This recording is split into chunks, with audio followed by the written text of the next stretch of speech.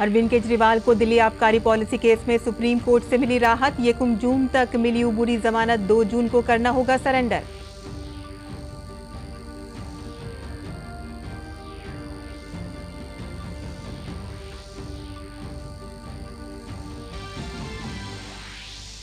और सैम पित्रोदा के बाद मणिशंकर अय्यर ने कांग्रेस के लिए बढ़ाई नई मुश्किलें। सोशल मीडिया पर वायरल बयान में भारत को धमकी देते हुए पाकिस्तान को खुद मुख्तार और एटमी ताकत से मालामाल मुल्क दिया करार। बीजेपी ने कांग्रेस पर उठाए सवाल।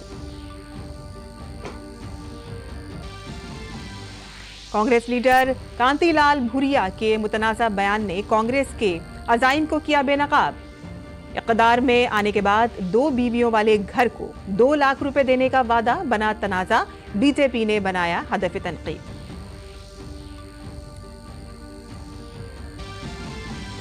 वज़ीर-ए-आज़म नरेंद्र मोदी की आज महाराष्ट्र, तेलंगाना और उड़ीसा में इंतखाबी मुहिम। पीएम मोदी ने महाराष्ट्र के नंदुबार और तेलंगाना के महबूब नगर में अवामी जलसों से खिताब करते हुए कहा कि अब तक रियासत के लोगों को सिर्फ धोखा ही मिला है।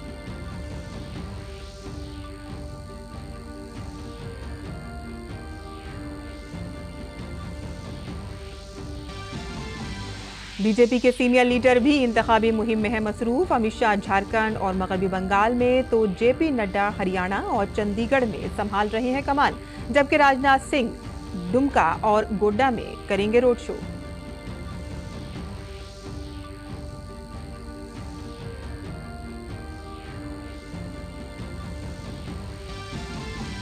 ऑपोजिशन ने अपनी मुहिम की तेज। प्रियंका गांधी ने एटमी में की रैली तो मल्लिकार्जुन खड़गे ने तेलंगाना और आंध्र प्रदेश में की रैलियां। राहुल गांधी और अखिलेश यादव ने कानपुर और कन्नौज में की मुश्तरका रैलियां, तो वहीं मायावती ने यूपी में की इंतखाबी तशहीर।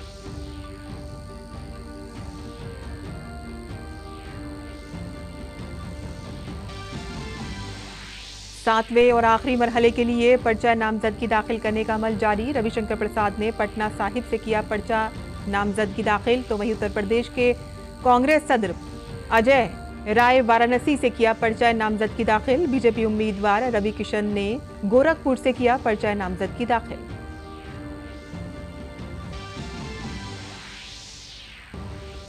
भारतीय फौज गोला बारूद की दरामद करेगी बंद। गोला बारूद की प्रोडक्शन में खुद इन्हिसार बनने के लिए भारत पूरी तरह है तैयार। भारतीय फौज के ADG major general V K. Sharma ने कहा कि मुल्की सनत की तमाम जरूरियात को मुकम्मल करना है भारत का हदफ।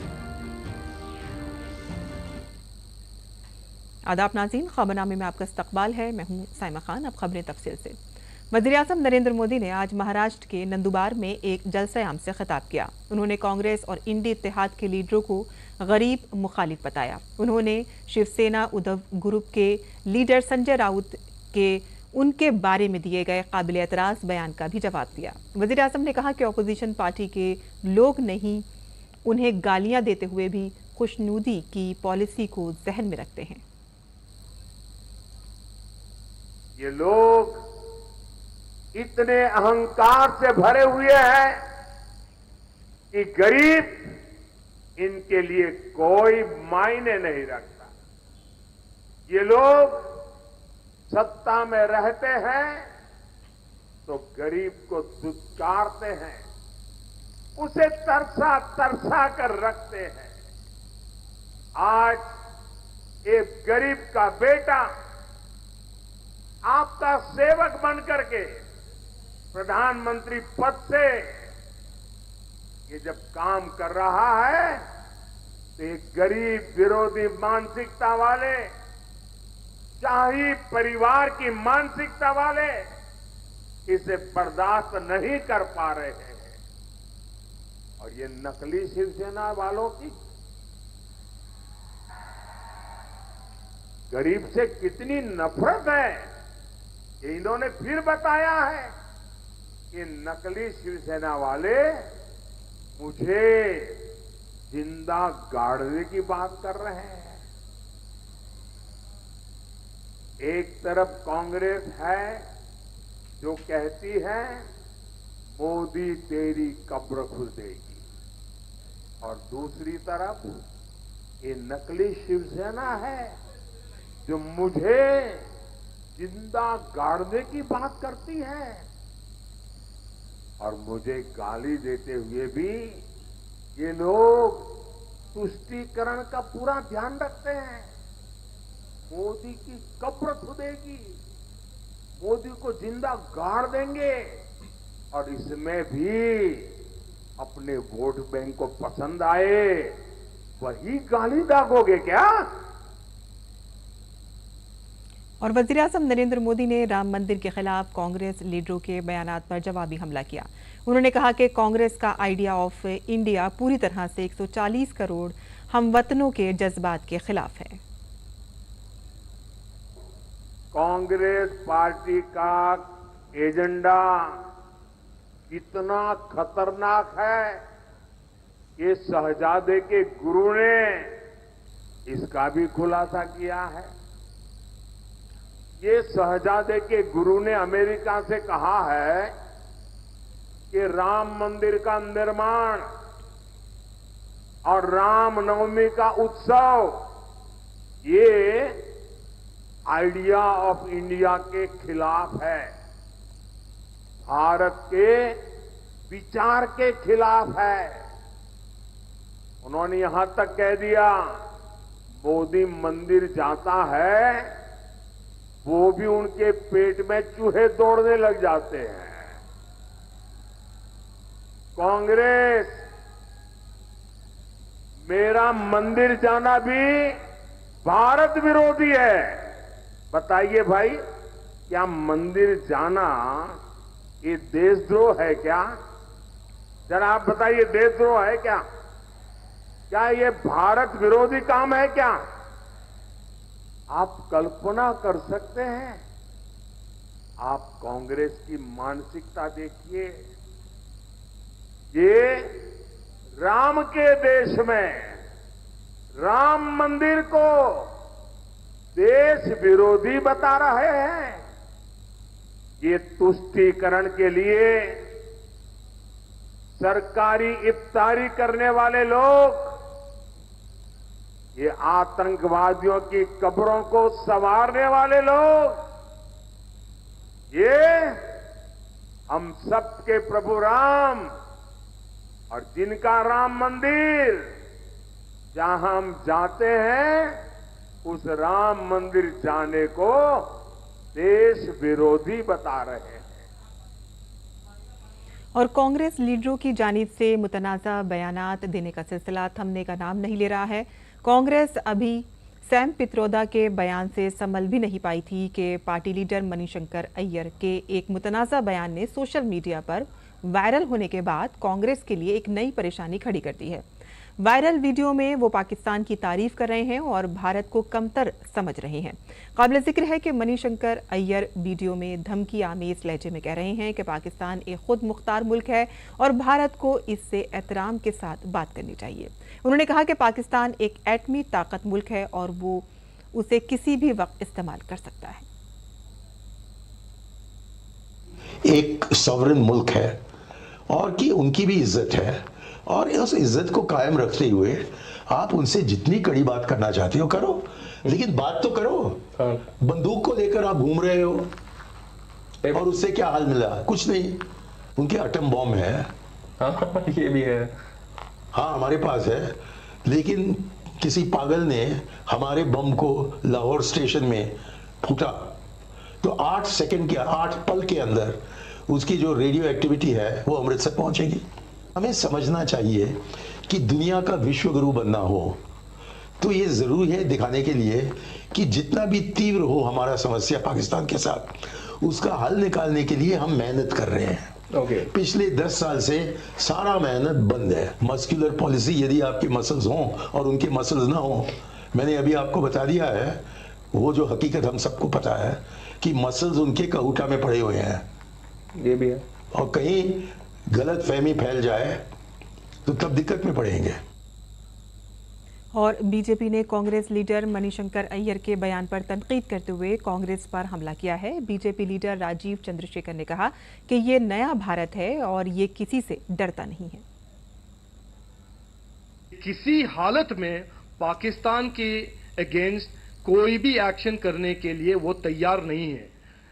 पाकिस्तान के एक्शंस टेरर हो या पाकिस्तान के कोई भी अलग एक्शंस हो, कांग्रेस पार्टी का ये मणिशंकर अय्यर का इशू नहीं है, ये राहुल गांधी से लेकर नीचे तक, ये जो विनोद महाराष्ट्र में जो लीडर है, सभी का एक ही बिहेवियर है। नहीं, पाकिस्तान ने नहीं किया है ये, पाकिस्तान को छोड़ो, कहीं और देखो, आरएसएस का कॉन्स्पिरेसी है। पुंछ में अभी एक एयर वॉरियर का डेथ हुआ है, नहीं पुंछ में ये हमने किया है। तो मैं ये कहना चाहता हूं कि नेशनल सिक्योरिटी हम सब के लिए बहुत अहम मुद्दा है। और कांग्रेस लीडर मणिशंकर अय्यर के बयान पर मरकजी वजीर और बीजेपी के सीनियर लीडर अनुराग ठाकुर ने कहा कि कांग्रेस लीडर भारत में रहते हैं लेकिन उनका दिल पाकिस्तान में रहता है। भारत जानता है कि इसका मुंह तोड़ जवाब कैसे देना है। कांग्रेस का खौफ, ये डर या फिर पाकिस्तान प्रेम, ये बार बार खुलकर आता है। और कांग्रेस के नेता रहते तो हिंदुस्तान में है, दिल पाकिस्तान में है, और डराने का काम हिंदुस्तान को करते हैं। अरे पाकिस्तान की क्या हिम्मत कि हिंदुस्तान की तरफ आंख उठाकर भी देखे। भारत मुंह तोड़ जवाब देना जानता है, दिया भी है, बार बार दिया है। और इसलिए तो पाकिस्तान का हाथ कांग्रेस के साथ दिखता है। और कांग्रेस के सीनियर लीडर मणिशंकर अय्यर के मुतनाज़ा बयान के बाद कांग्रेस की मुश्किलात बढ़ गई हैं और इस पर राजस्थान के साबिक वज़ीर आला अशोक गहलोत मदाखलत करते नजर आए हैं। उन्होंने इंडी इत्तेहाद के लीडरों को लोकसभा इंतखाबात के दरमियान ज्यादा मुहतरात रहने का मशवरा दिया है। मैंने सुना नहीं कोई बयान, इतना मैं कह सकता हूँ कि इंडिया गठबंधन के जो लोग हैं उन सबको चुनाव चलते हुए एक्स्ट्रा प्रिकॉशन रखनी चाहिए। जहाँ तक मैं समझता हूँ माहौल इंडिया गठबंधन के पक्ष में लग रहा मुझे। और कांग्रेस के एक और लीडर हैं जिन्हें वोट बैंक के आगे कुछ नजर नहीं आ रहा है। मध्य प्रदेश के रतलाम से कांग्रेस के लोकसभा उम्मीदवार कांतिलाल भूरिया ने कांग्रेस के इरादों को बेनकाब कर दिया है। एक इंतखाबी रैली से खिताब करते हुए भूरिया ने कहा है कि अगर कांग्रेस इक़्तिदार में आती है तो हर खातून के अकाउंट में 1 लाख रुपए मुंतकिल किए जाएंगे और अगर किसी की 2 बीवियां हैं तो उनके अकाउंट में 2 लाख रुपए मुंतकिल किए जाएंगे। कांग्रेस सरकार आते ही हमारा जो घोषणा पत्र है, हर महिला को 1-1 लाख रुपया उसके खाते में जमा होगा। एक लाख सभी घर की महिलाओं का। ये मालूम है कि नहीं? अब जिसकी 2 पत्नियां तो 2 लाख जाएगा। और बीजेपी के तर्जुमान शहजाद पूनावाला ने कांग्रेस लीडर कांतिलाल भूरिया के बयान पर रद्द-ए-अमल जाहिर किया है। पूनावाला ने कहा है कि कांतिलाल भूरिया ने साबित किया है कि खवातीन को इज्जत देने की गारंटी नाम नेहाद थी, ये गारंटी सिर्फ वोट बैंक के लिए ही है। कांतिलाल भूरिया जी ने सारी स्कीम खोल दी कांग्रेस पार्टी की, बता दिया कि जो महिलाओं को तथाकथित रूप से उनके सम्मान के लिए गारंटी दी जा रही थी, वो सम्मान नहीं, महिलाओं को वस्तु और सामान की तरफ देखने की गारंटी है। और किस प्रकार से वोट बैंक को जितनी आबादी बढ़ा दोगे उतना हक देने की गारंटी है। क्योंकि कांतिलाल भूरिया जी कहते हैं कि यदि आपकी 1 शादी हुई है तो 1 लाख रुपए मिलेंगे, यदि आपकी 2 पत्नियां हैं तो 2 लाख मिलेंगे।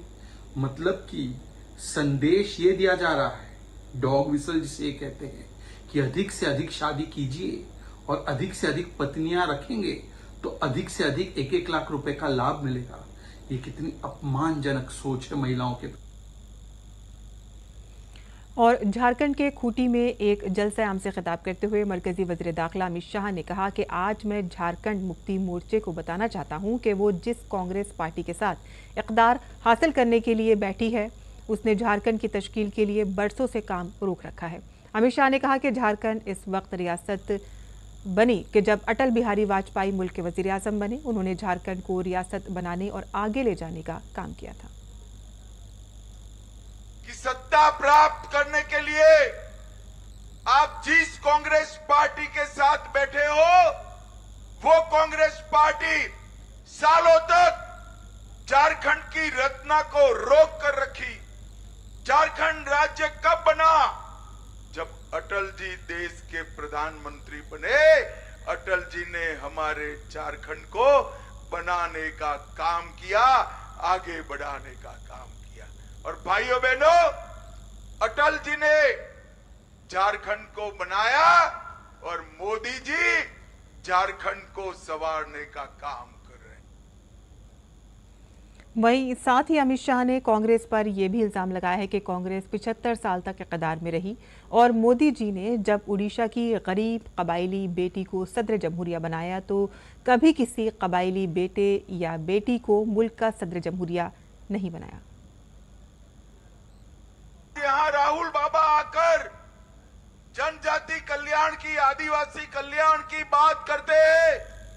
मैं उनको पूछना चाहता हूं, 75 साल तक कांग्रेस 6 दशक सत्ता में रही, कभी किसी आदिवासी बेटे बेटी को देश का राष्ट्रपति आपने बनाया क्या? इतने सालों तक आदिवासी को प्रतिनिधित्व देने का आपको नहीं याद आया? जब मोदी जी प्रधानमंत्री बने, ओडिशा की गरीब आदिवासी बेटी बहन द्रौपदी मुर्मू को महामहिम द्रौपदी मुर्मू बनाकर देश भर के आदिवासियों का सम्मान करने का काम नरेंद्र मोदी जी ने किया। और मुल्क भर में इंतखाबी मुहिम जोरों शोर से जारी है। मुख्तलिफ रियासतों में लीडरों की जबरदस्त रैलियां हो रही हैं। बीजेपी के कौमी सदर जेपी नड्डा ने हरियाणा के पंचकूला में रोड शो किया।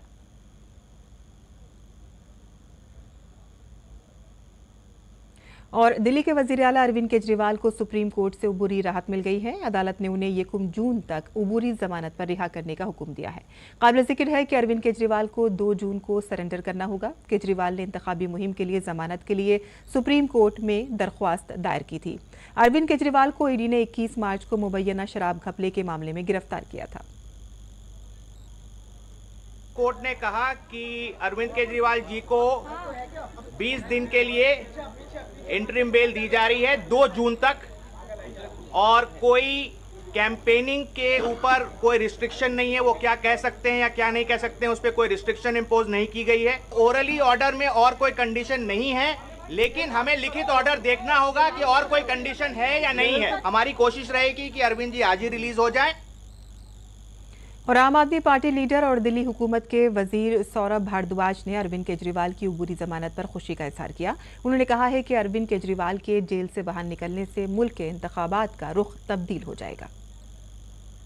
ये अभूतपूर्व है, ये एक तरीके का चमत्कार है, और मुझे लगता है कि पीएमएलए जैसे मामले में 40 दिनों के अंदर बेल मिलना, वो भी देश की सबसे बड़ी अदालत से, इसके पीछे ईश्वर की कोई बड़ी, मुझे लगता है, प्लानिंग है, कोई बड़ा डिज़ाइन है।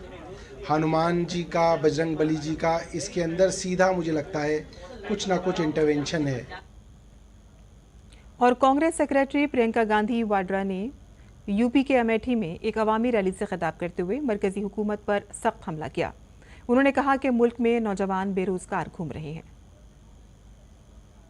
समस्या ये है कि मोदी जी की सरकार ने परिस्थिति ये बनाई है कि 45 सालों में सबसे ज्यादा बेरोजगारी आज है।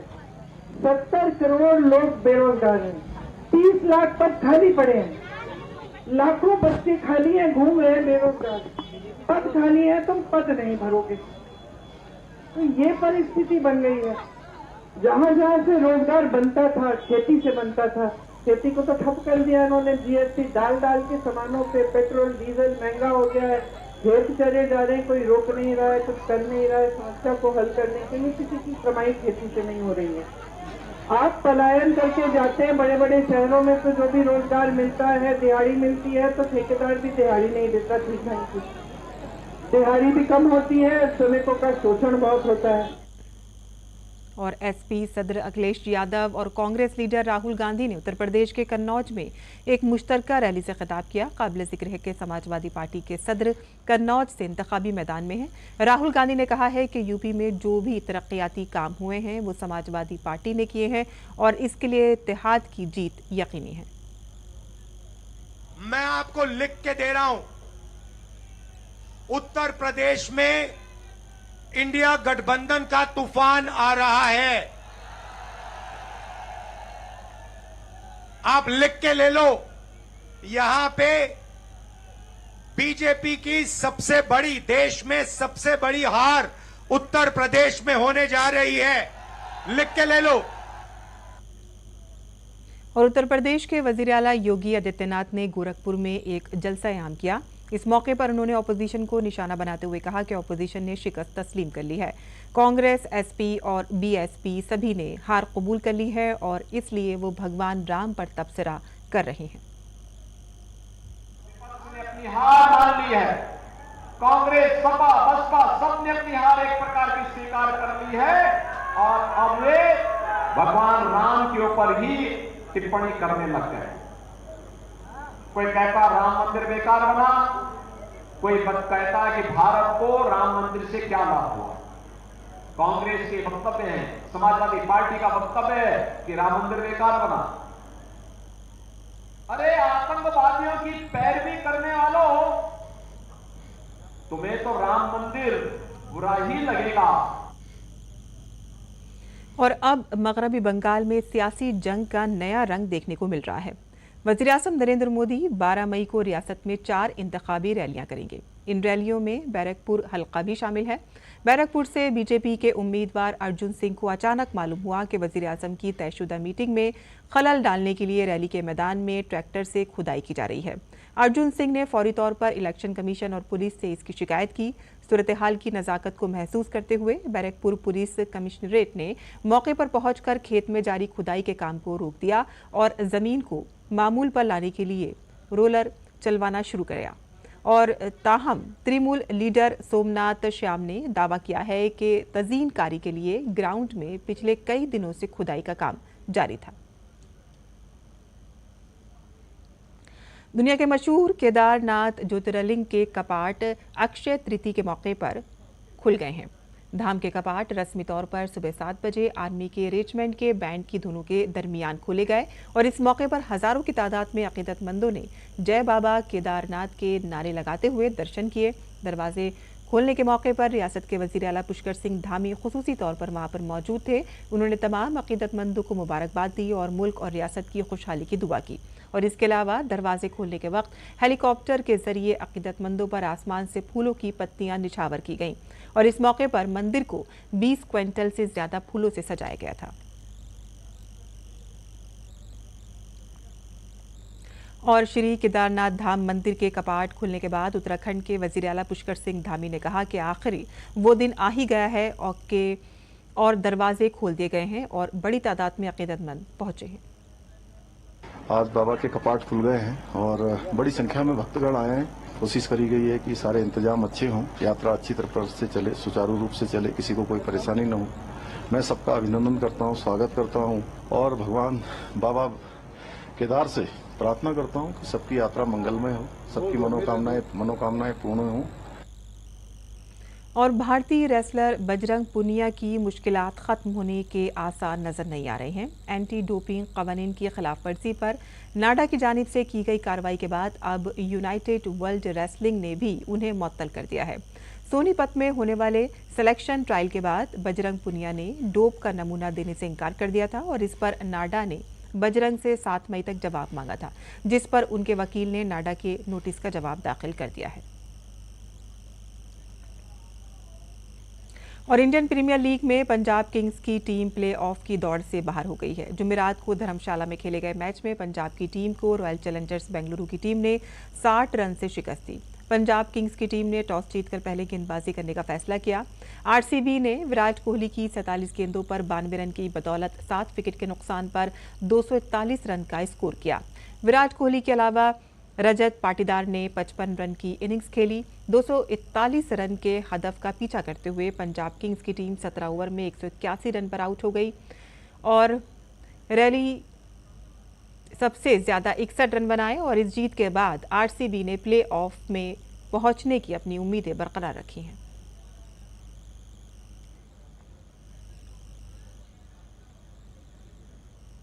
और इसी के साथ ही हमारा खबरनामा यह खत्म पसीर होता है। हमारी पूरी टीम को दें इजाजत। आदाब।